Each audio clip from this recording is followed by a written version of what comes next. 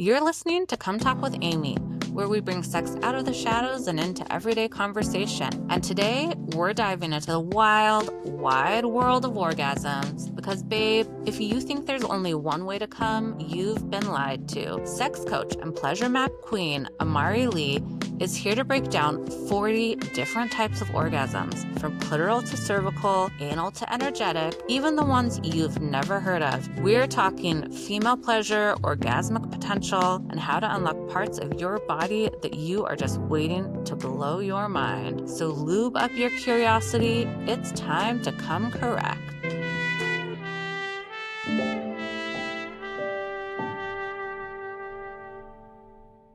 Hi, everyone. Welcome back to Come Talk with Aimee. Yes. I'm over the moon to delve into this topic with our guest today. We're going to be talking about everything orgasms. Hello. We have an amazing guest, Amari Leigh. Welcome, Amari. Hi, thank you so much for having me. I have to apologize because I was late to our session this morning. I was at the Pleasing Pop-Up, which for our listeners, you may or may not know, Harry Styles recently came out with a vibrator and a lube. When we're recording this, it was released yesterday, and so there's a pop-up in New York happening right now. This episode will come out a little bit after that.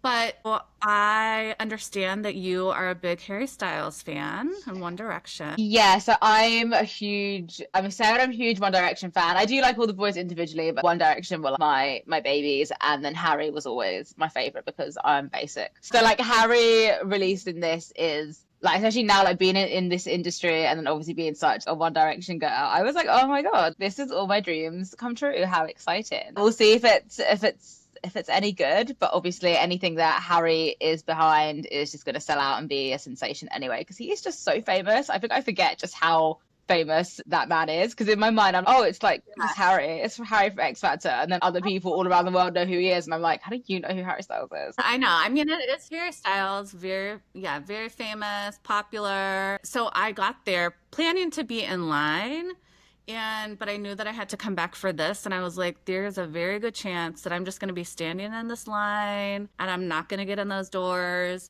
So what I decided to do is I started pepping up, going around the line saying horny for Harry, and cheering and dancing, and approaching people and telling them about the podcast, and then also asking them if I could talk to them and create content on asking why they're horny for Harry. Not surprising, or maybe surprising, I don't know. A lot of people did not want to chat with me.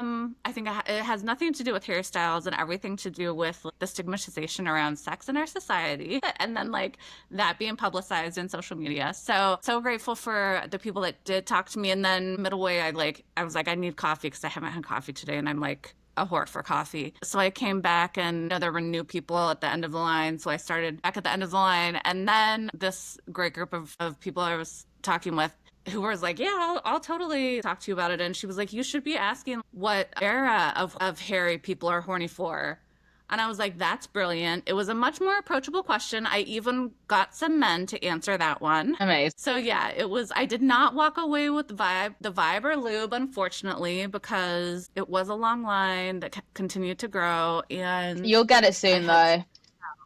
Oh yeah, exactly. And it was, I mean, I have to say, it was definitely a fun time. Fun. It looked really fun. Yeah, it was fun. All right. But on that note, I have two questions for you, Amari. One, are you horny for Harry, and why? And what era of Harry's are you most horny for? So I love when people ask me this question because, well, not that I get asked it regularly, but to me, Harry's almost a friend to me now at this point. He is honestly someone I grew up with. And I'm like, oh, look at Harry do that.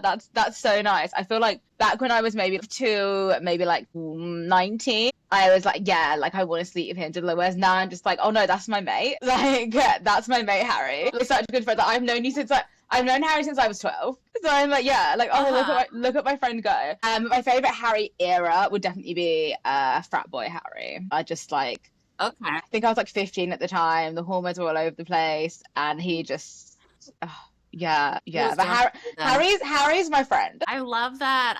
I feel like I got the sense that a lot of people felt like that. I'm older, and so I definitely know Harry Styles. I know his music, Mm. but I was already like, I didn't grow up with Harry because I was already grown, you know? I was a child. Yeah, I was already grown. But, it's so fun. There were like moms there holding the line for their kids that were like going and getting coffee. And I was like, yes, like mom goals. Like there were like husbands that like left the like wife at home or they came with the wife and were like, you know, there was this one guy, he's like, I'm on a mission. I love that Harry's really bringing people together. Yes, Yeah. yeah. And there were a lot of people that the way that they evaded my question were like, I'm just here for a friend. Like, I no, I don't. And then people started getting to know me enough that when I was walking, they were just like, you know, Turn yeah, the I head. get it. It was fun for me and it was fun for, I'm grateful for the people that helped me create content for it. Yeah, I can't wait to see all of it. It's gonna be great. Yes.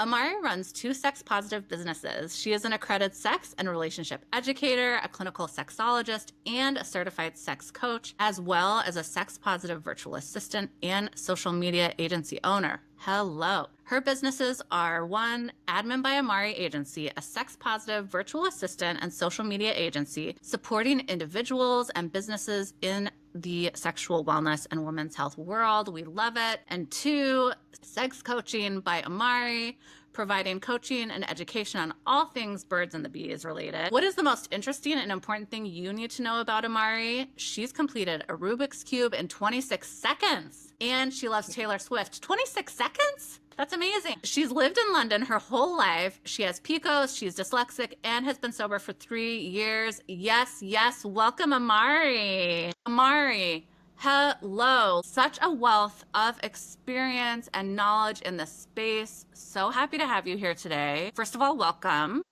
Thank you for having me. Yes. Okay, before we delve into the topic, I'm just so fascinated by all of the different facets of your expertise in the space. Can you talk about like Yes. how you got into the admin side, the coaching side, all of it? Yeah, so a complete accident. The first business I started was the Admin by Amari Agency. Basically, so when I was at university, I studied sociology with a specialism with like gender and sexuality. So every essay I Mm. basically wrote was about sex. I did one on do friends with benefits work in contemporary society? Is sex private? Did a lot of stuff on sex work, porn, gendered violence. I volunteered at a few charities. One was a sex workers charity, one was a sexual violence and domestic violence charity, and one was an overall women's centre, which just did loads of different things. And I did various bits and bobs. I did admin, social media, policy events, various bits and bobs around the charities. I was also working as a nursery practitioner, like for paid work while I was at uni. And then I graduated right in the middle of COVID, and nurseries stayed open in the UK. So I was lucky enough to graduate into basically a full-time job in the middle of the pandemic waiting for me, and I loved it. I get to call myself a key worker, which is great. I absolutely loved working at the nursery. It was amazing. Decided I wanted to be a teacher. That was a terrible idea. Did my teacher training, got very, very ill mentally and physically. It was quite bad, and I didn't end up passing my teacher training, and I was signed off work for like 4 months. And then I was like, oh my God, what am I going to do? Right now, I'm physically unable to work with children. And that's my whole career. At that point, I'd been in childcare for about 7 or 8 years. So my whole career was actually based around kids. Well, what am I going to do?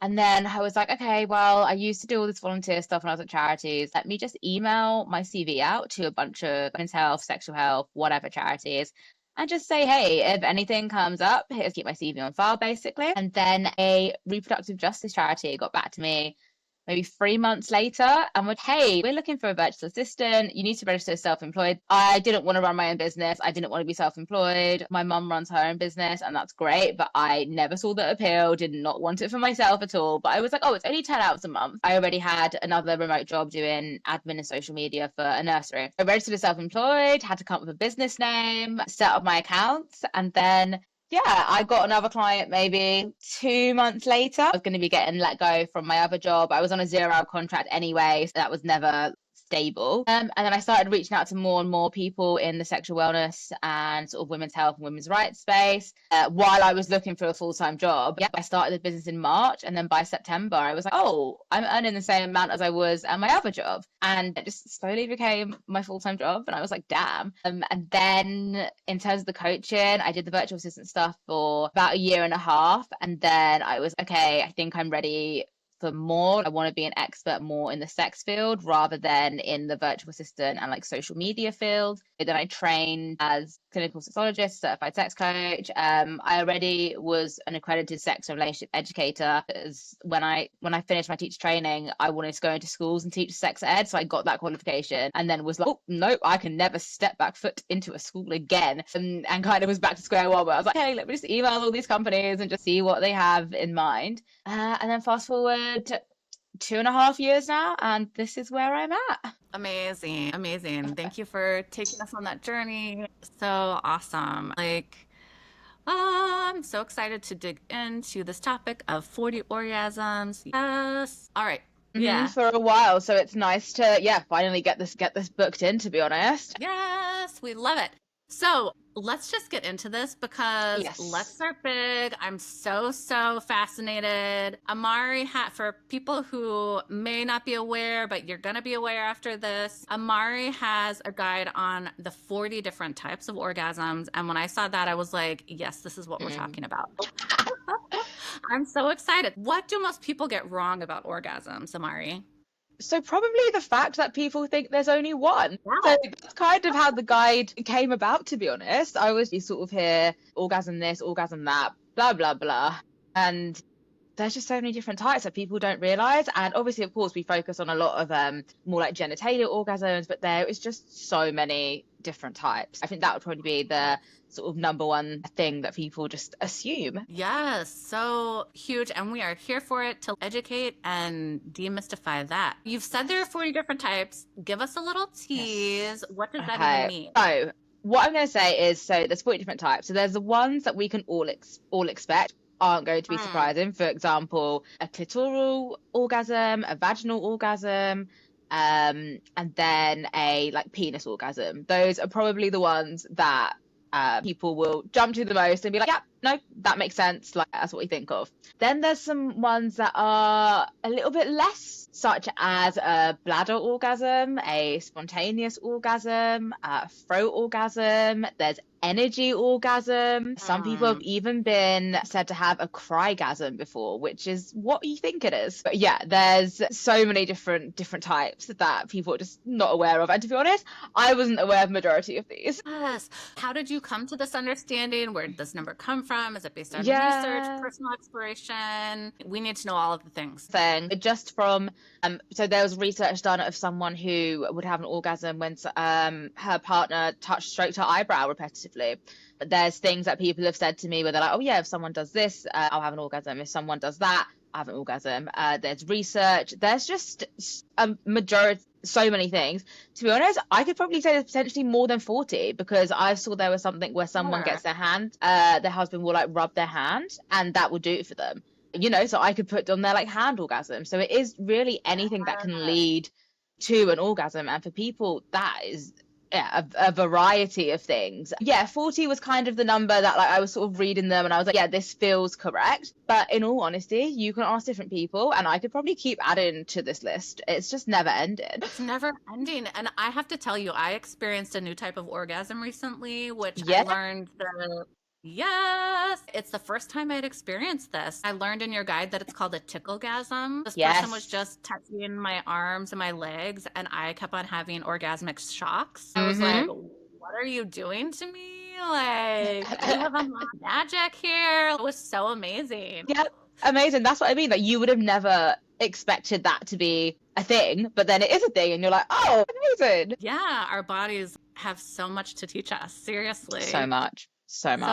How do people generally react when you tell them that there are 40 different types of orgasms? They're just like, what are you talking about? No, there isn't. It's just very much, you've just kind of pulled that out your ass, really. That's not true. And then once I explain sort of what I just explained to you guys there, how anything that can lead to one is a different type basically, and then I list out a few. People are just like, yeah, no, that actually does make sense. I think as well, if you're someone who's like you're into BDSM, then that number's probably not too crazy for you, because there's just more stuff that you would have tried that would have led to one. But yeah, people were just kind of a bit like, don't know about that. Like, let's have a listen. So yeah, some people do react shocked, but I think it's more of just a like, oh, you're just making that up kind of thing. Like that feels a little bit excessive. Like, I don't know about that, but I love, and we'll definitely have your guide linked in the show notes. Thank you. The way the way you have it organized is just so great and so digestible. As I'm going through, I'm like,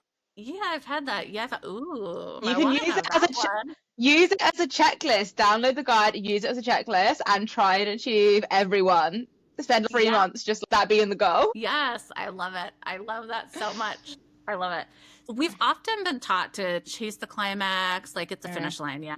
So how does that narrow definition limit us? I think it just puts so much pressure on the individual as well. If that's the end goal, that pressure is not going to help with anything, especially if you're someone who has struggled with that in the past, or you're very much in your head. If that's the goal, then chances are you're probably not going to achieve that goal if that's the only thing you're thinking about, and every aspect you're like this has to be the end goal. So that can sometimes add more pressure and just make it less enjoyable. And then I think as well, it probably stops a lot of people from trying new things. So say for example, where you said about that ticklegasm, where our definition of orgasm is very genitalia based, and if that's what someone is trying to aim for, then that's all they're going to focus on. So it doesn't allow for any more exploration of other things. Like, we mentioned there was like energy orgasm, there's like erogenous zones, there's the ticklegasm and things like that, which don't have anything to do with genitalia but can lead to it. I think it adds pressure and it just limits exploration. Yes. Absolutely. Oh my goodness. And anything to get yourself out of your head and into your body is so, so helpful to more pleasure, right? Definitely. The verse can be also true. If you're so much in your head, then that can decrease your pleasure experience for sure. Absolutely. Can you talk about the difference between like orgasm, ejaculation, and why is that distinction important?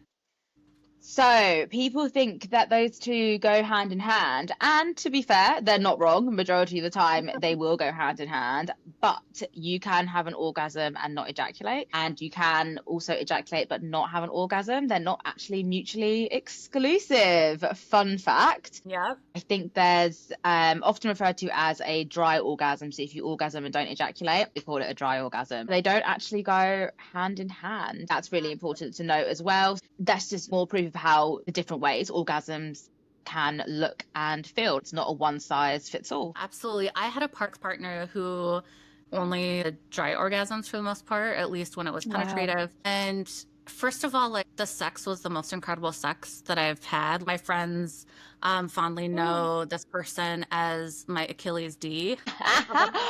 I'm stealing that. I love that.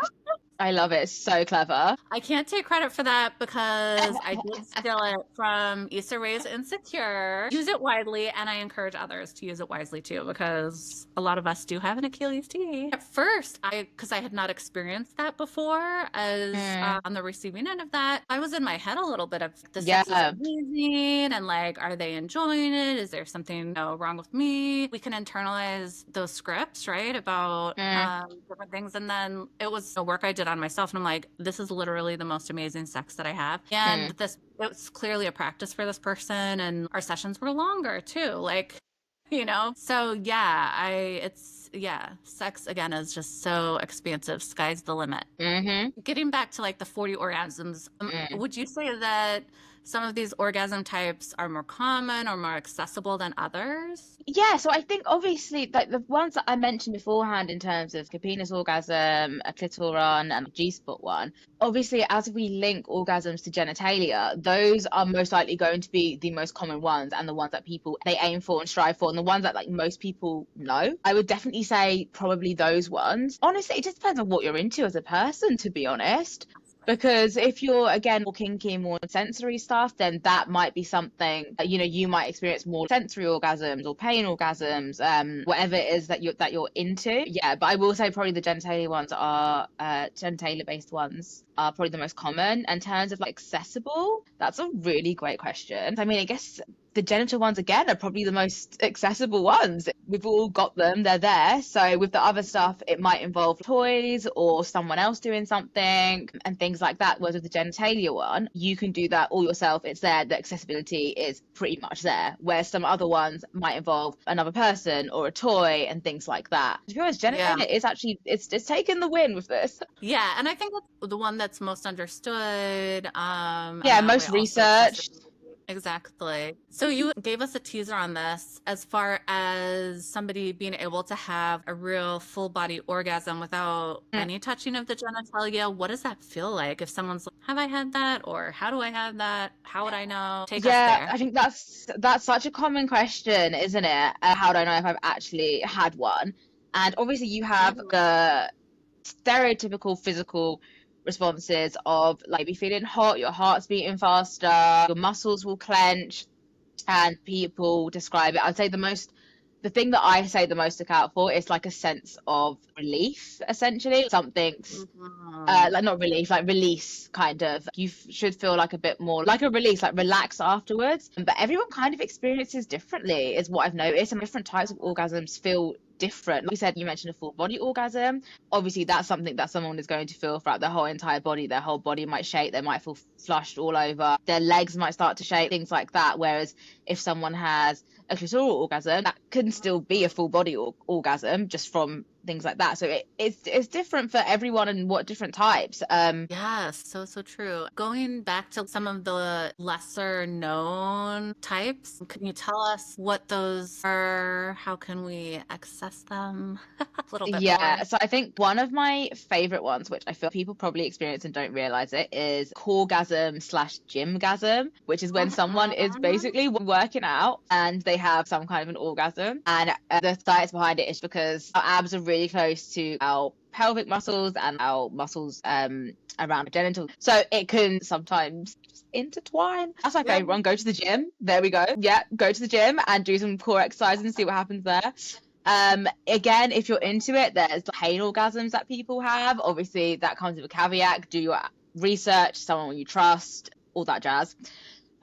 Temperature play is a really easy one. So that is literally using ice or water or candle wax as well. Obviously, make sure it's body safe. Don't just get Mhm. any candle and do what you want with it. Right. That's quite a good one. I'm trying to think as well. ASMR. People get turned on by like Ooh. sounds and certain things. So again, go onto TikTok, type in ASMR, see what comes up. Yeah, there's loads. I can go on. There's 40. I know. What a fun way to explore. Definitely look at the guide and get exploring with your partners, with yourself, all of the above. You mentioned energy orgasms. What are they? What are cervical orgasms, anal orgasms? Are there orgasms tied to the breath? Yes. You just mentioned sound, movement. Yeah, I Yeah. know that was a lot So of questions in one. So I will summarize by saying it's exactly what it says on the tin. So an energy orgasm. So this is Mm. definitely for people that I would say are more spiritual and into tantra. So I feel some people will literally just roll their eyes at this because they're like, come on now. So I think it does depend on like the person and your beliefs and how much you believe in things like that, because it is quite a spiritual thing. So some people are going to be like, no, others are going to be, yeah, no, that makes sense. So essentially it's someone focusing on like energy and breath work. And like I said, it's often done in more like tantric practices and workshops and like spiritual places and things like that. It kind of combines energy with individual sensation, and what energy means is whatever energy means to you. So again, if you're not a spiritual person, this might not be something you will achieve or believe in. And then what's next? A cervical orgasm, what it says on the tin, an orgasm that comes from stimulating the cervix, which who knew that that would be a spot that would do anything. You know, personally for me, I'm like, no, please don't hit my cervix. But maybe I should be hitting my cervix. It can be pain. I've had a cervical orgasm and it can be painful. It's very intense. I was gonna Yeah. say it's not something I like recommend to people in terms of like, yeah, like definitely aim for that. Definitely like build up for it. Try it yourself. See what your pain tolerance is, if it's actually enjoyable. Obviously, if you have an IUD inserted in as well, take extra caution there, because that's where it's inserted and sits very, very close to that. And then anal orgasm, again, what it says on the tin, orgasm from anal. And it's anal August, so enjoy Oh that my god, anal play, everyone. yes. And would you say that for orgasms, are they mutually exclusive? Can they overlap, build into each other? And what does that feel like and look like? Absolutely overlap and build into each other. So I think I mentioned previously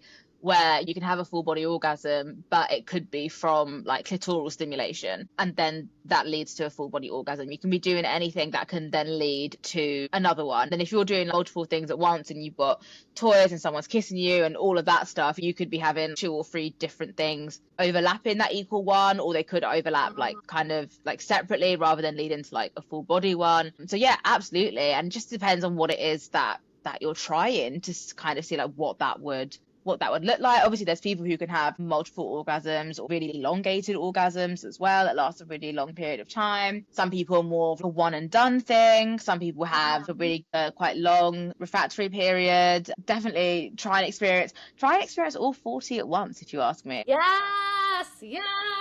Now that is a great takeaway and great challenge for our listeners. I'm up to the challenge. I'm gonna try it. That's amazing. I love it. So let's say for listeners out there who are like, I've only experienced 1 or 2 kinds. I'm like, this sounds amazing. I want to get to the goal that Amari just lunged us to experience all 40 at a time.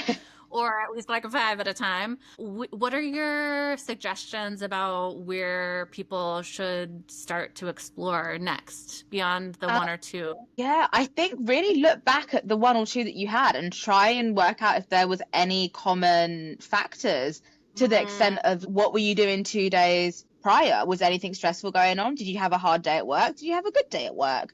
Were your kids in the house? Was it with a partner? Was it by yourself? What was the environment like? Was it cold? Was it warm? Was it windy outside? Like really, honestly, look, because so many of those things can put us on pause and make us not want to like have sex or be in a relaxed state and things like that people don't realize. Even little things like, was your hair washed? Was it dirty? Things like that really can make a huge difference. So I would kind of go back and look at all of those things that I just mentioned and more, and then kind of go ahead and try to 1, mimic that situation again. 2, don't put pressure on yourself to try and have one, because I guarantee that's just not going to do any use for anyone. Yep. And then thirdly, it depends on like what the person tried beforehand. Like if they've never tried toys before, you can introduce that. If they've never tried sensory stuff before, they can introduce that. So again, that depends on the person, but to just explore and see what else is out there. Like I've said, there's 40 different types of orgasms, if not more. You absolutely can try all the other sensory things, the water orgasms. There's just so many other things that you can try. So yeah, I think I would just kind of start there and do a little experiment and see what happens. Yes, explore, and remember that this is play, right? Yeah, exactly. Kind of like an obligation or a goal to meet, but like you're just play and exploration.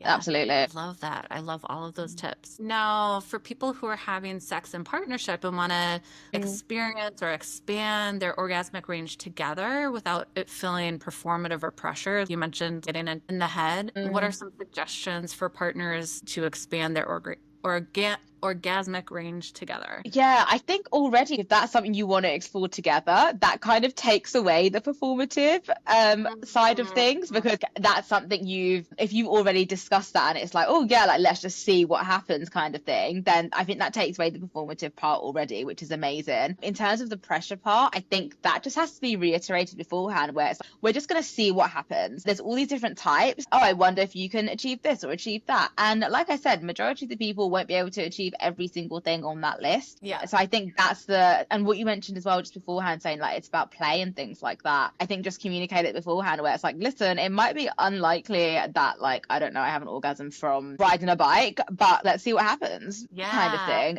Because realistically, you're not going to be hitting every single one. Yeah, absolutely. And it depends on how your body. I would also say, like, take that mind journey too and lean into that, like your Mm. erotic desires and like what sounds, ooh, that could be pleasurable. Like, I don't know, like, let's see Yeah, how my let's see body what happens. responds. Yeah. Yeah, I think everything should be a let's see what happens thing. And then if nothing happens, nothing happens. If something happens, something happens. Like, it's, yeah. And if it doesn't happen today, it doesn't mean it's not going to happen tomorrow. Yeah, absolutely. Yeah. Yes. Yeah. No, you've like talked about this quite a bit already, the idea of orgasmic pressure and how low Mm, that can be, especially for people who are socialized as women, I would say. yeah. How do we reclaim orgasms as ours and not something to give or to achieve? I think it's really hard to, I think, especially when if you've grown up like watching porn or even just like TV shows, movies, whatever it is.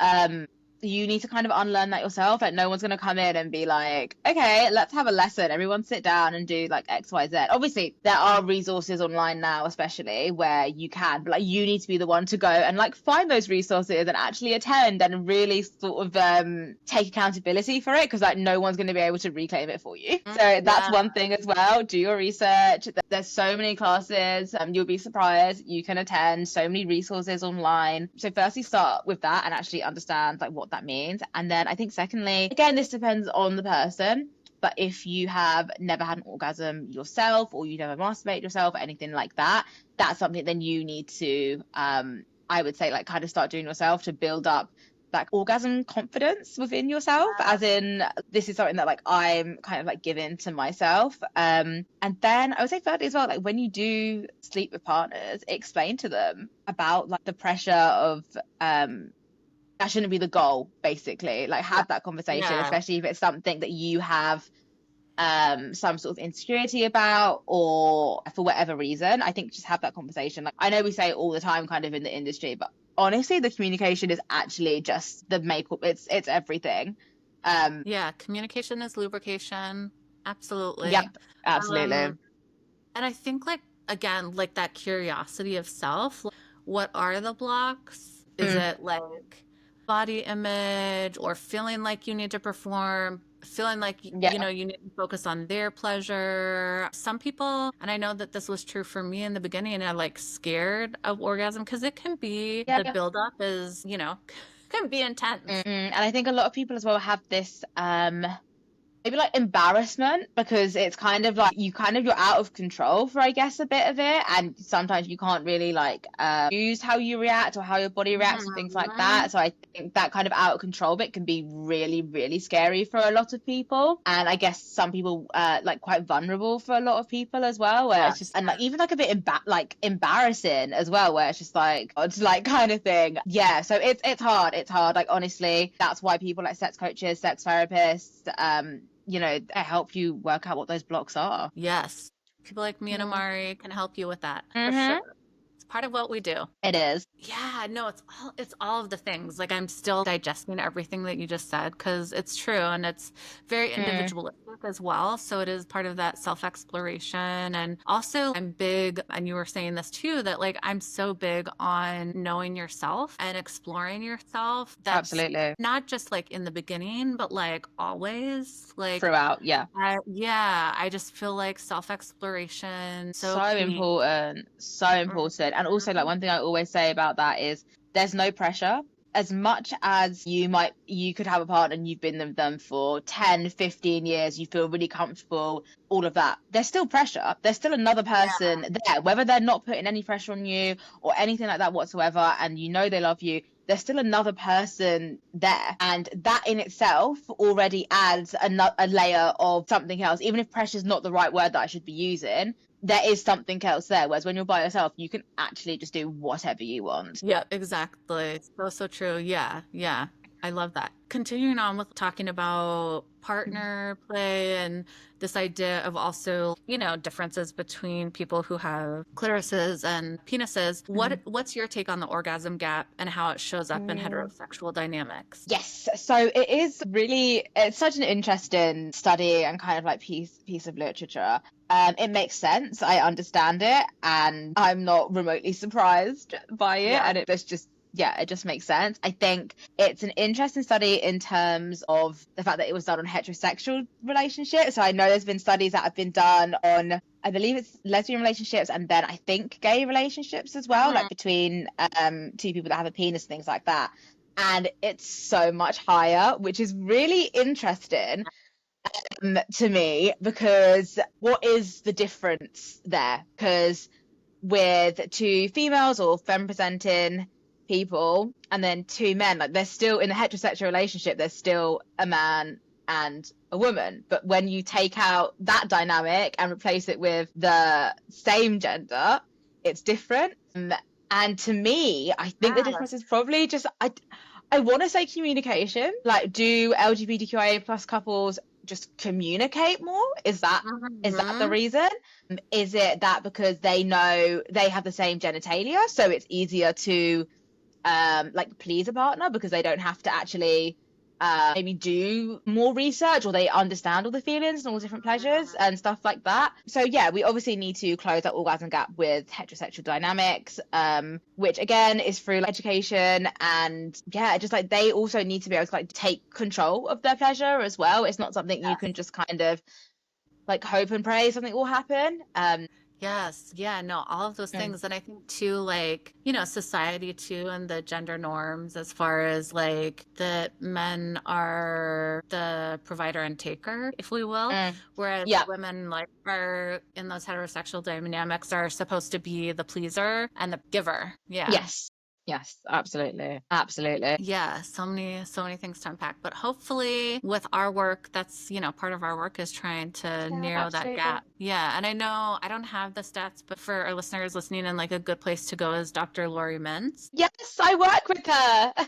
I know, I saw Yeah. that. I love it. She is like Oh. amazing. But yes, yeah, she's a great resource for people who like want to understand more about the orgasm gap or the research that is done behind it. I feel like she highlights that a lot. Mm. So yeah. Okay. So another question. What's one type of orgasm that you wish more people knew was possible and that more people were having? So I think this is like, I think everyone knows about this one. It's just probably a lot of people aren't doing it. And that is the prostate orgasm, because I feel like so Oh, many straight people with prostates just don't, it's the automatic thing of like, well, I'm gay if I do that. And it's like, well, no, you're actually only gay if you are attracted to men romantically and sexually. So anything else outside of that, you're not actually, that's not the definition.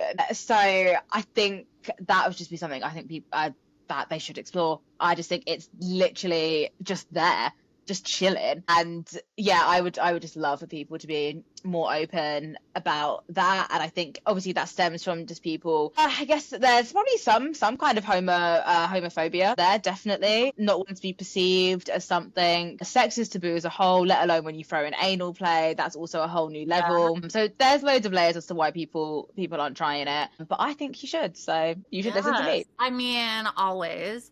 And also it's anal August. And Exactly, get on it. yes, we all have buttholes, right? Mm-hmm. Every person has one, barring any like physical impairments that restrict yours from being played with. Like it's there for your Yeah. pleasure and Okay. it's a playground to explore. Yes. Yeah, and the guest that I had last week was talking about anal pleasure and the focus on women and how a lot of the times, even if women are in a heterosexual situation, let's say, women are receiving the anal pleasure, the toys and the talk is often Mm. marketed for people who are for the man, which I think is really interesting. Yeah. Like the butt plugs are like industrial and so I loved, yeah, If people haven't listened to that episode, interested in this topic, I definitely would recommend going and taking a listen because that was a really, really, yeah, great interview And too. just to add on, I know we've been talking a lot about butt stuff, lube. Like, I feel like we haven't mentioned that in the last couple minutes. Lube up, Yes. please. Like, just as much as you can. It is, you don't want to be going in dry. No, no, no, no, no. No. No. We're not making that rookie mistake. That's going to be Yeah. painful and not pleasurable. Yeah. And will decrease probably the receivers wanting Yeah, to you won't enjoy receive it. that. I'm telling you Yeah. now, you won't enjoy it. Yeah. More lube, anal play, more lube, the better. And I would say too, like, just a plug for lube. I'm a huge fan of lube in all play. Every Or, context, absolutely. yeah. And I think there's so much stigma and misunderstanding about lube that it's only for people who are homosexual or only for older women who are dry down Yeah. there. I'm like, yes, it's helpful in these situations. And like, no matter how wet your partner is, adding 1 or 2 drops of lube are just going to elevate the experience when you're doing solo. I love using lube when I'm doing solo play. Like it's so much more comfortable whether I'm using a toy, finger, etc. Like oral could be better with lube. Like sky's the limit with lube. Absolutely. Oh my goodness, I love this. So, all right, so we are ready for our come to completion round, aka our rapid fire. This is the Orgasmic edition. Amari, are you ready? I'm ready. Let's go. Let's do it. Okay. So, first orgasm, solo or partnered? Solo. Yeah. I think Yeah. that's Yeah. I was gonna say teenage. I was a child. Yeah, yes. Um, Yeah. yeah. Don't really. I feel like if I think of a lot of my like circles in terms of like friends and stuff, but yeah, pretty much everyone would have been solo because I think a lot of people. Well, I guess it depends. You know, you might not be doing anything with partners until your late teens, maybe even early 20s. So yeah, solo definitely. Yeah, I'm pretty sure mine was the shower head. Iconic, best ones, honestly, without a doubt. Honestly, eventually Yes. I'm moving house and I'm like, well, I know what I need my bathroom to have. Exactly. I mean, hello, only the essentials. Absolutely. All right, question number 2. Favorite underrated erogenous zone? Tell us Is more. honestly like, so I feel like everyone likes having their hair played with. Well, not everyone, but like a lot of people like having their like hair played with and stuff like that. And I don't mind that, but like my hair's really curly and it's thick. Like you're not running your fingers through it. It's just not a thing. But have you seen, I don't know how else to describe it. I think they're called like head scratchers, and it's like they kind of look a bit like a whisk. And you can literally just like go like this to your head, and there's like these little things at the end, and they're like slightly, I guess, like scratching your head or anything like that.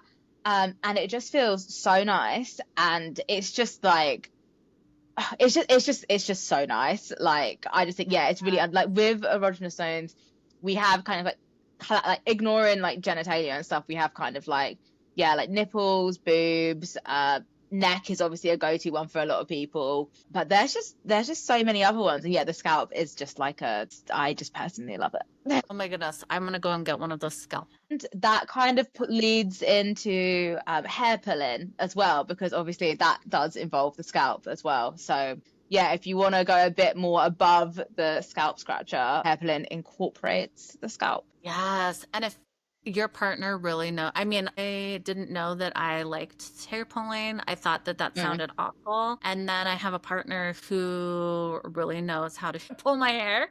It's like so hot. I'm like, oh, like, okay, like, all right. I didn't know that that was like a turn on for me, but like it clearly is. Yeah, but I feel like it is a skill. All right, question number 3, loud or quiet? So my preference, it depends on the situation, but I would probably say quiet overall. I think obviously if you're like home, there's people around, then obviously it kind of has to be quiet. But then if you're like a hotel or at a play party, then obviously it can be a little bit louder. But I think overall, I do prefer quiet in terms of, I feel like there's a lot of pressure to be loud and a lot of pressure to be vocal, which is very, very hot. I also, there's just a lot of pressure around it just based on what you see in like the media and porn and things like that. Right. If it's gonna be loud, it should be genuine, right? Yes, exactly. And I feel like a lot of it can be quite forced sometimes. Yes, I love that. Let your body and your voice do what it wants to do, not what you think it should be doing. Yes, love that. All right, so Definitely situational, 100%. Mm. Question number 4, toy, hands, or tongue? Toys. That's just so easy. I just don't even think that's, yeah, toys. I mean, it's kind of self-explanatory. I do kind of feel, I guess it is hard to mimic a tongue, but toys can kind of do the same thing as a human can do at this point. We're getting more and more advanced with them. And obviously, toys you don't have to use with someone, or you can use with someone. There's just way more versatile sensate toys. Like tongue and fingers are so limited, whereas toys are endless. There are still toys. I consider myself a kind of sex toy expert to a degree, and there are still toys that are coming out that I've seen that I didn't know that was a thing. I didn't know that was coming out. I didn't know about that. There is continuous, pleasantly surprised by the amount of things that are there. Yes. And you are a toy expert. I mean, Amari does great reviews of toys and on that. So for our listeners, definitely check out her social media because it is a wealth of knowledge and information about toys and a lot of other sexual and pleasure journey stuff. So Yes. definitely. So, but yeah, no, toys all the way. No doubt. Easiest question. All right. Last question. The biggest orgasm myth that needs to die already. That sex ends after both or one person has had an orgasm. And then going back to my original point I made right at the beginning, is that there's only one type. I think those two all together, but I'm very passionate about the first one because I think the stereotype, especially in more like heterosexual relationships, it's kind of like, oh, cool, the guy's finished, so that's it, we're done. Nothing else is going to happen then. It's, oh, okay, that's annoying. Yeah. Yes, it's so limiting. So limiting. Yeah. And also just makes things so much. I think it puts a lot of pressure as well. Like if, it is a stereotypical, the guy kind of finishing first, and that also puts pressure on, I guess, kind of both parties in it because it's, oh, well, maybe he needs to think it needs to last longer or the other person needs to finish quicker before they finish. I don't know, it can just become a little bit pressure and competitive, I guess. Yes. Yeah. Yeah, absolutely. I fucking hate this question. Did you come? Yeah. I'm like, oh, just don't ask. Don't say anything. Takes me out. Like, just, I would prefer that question to not be, and I know that it's check in to a degree. Yeah, absolutely. Absolutely. But from a pressure perspective, like it does feel a little bit of pressure. So it is, I understand. Yeah, because then it's like, hey, I say no, then what? Yeah. Like, unless you're going to carry on, then what's your intention? I know. I feel like we just came up with another episode, like solely on that about, so now what? Did you come? No. And now what? Like, yeah. Honestly, like, fine, ask me that, but then what are you going to do about it now then? Yes. If you're asking so you want to carry on, great. Oh my God, by all means, go crazy. If you're not, then you don't need to ask. Just carry on with your day. Yes, I'm going to be writing that down. We will be exploring that. Come back, listeners, because we are going to get into it. Amari, this has been amazing. We want 40 orgasms and more for all of our listeners out there. Thank you for joining us, Amari. We're going to have all of your information linked in the show notes. Thank you for joining us all the way from London. Thank you for having me. It's nice to finally, get on and share all my 40 orgasms with the world. Yes.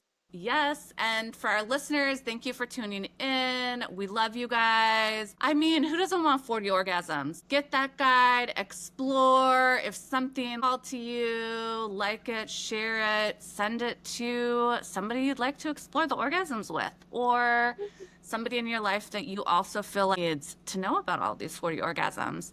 All right, until next time, remember, masturbate, lubricate, and get 8. And as always, yes, thank you for coming. Please come again, and come again. Feeling turned on and educated? That's how we like it. Huge thanks to Amari Leigh for showing us just how expansive orgasms can be and reminding us that pleasure isn't just a destination, it's a damn buffet. If you're curious about pleasure mapping or ready to explore your own orgasmic potential, check the show notes for links to Amari's work. And if you loved this episode, share it with someone who deserves more than just a standard orgasm. Follow, subscribe, tuned. Because at Come Talk with Aimee, we're reclaiming pleasure one juicy convo at a time. Until next time, stay curious, stay kinky, and keep coming.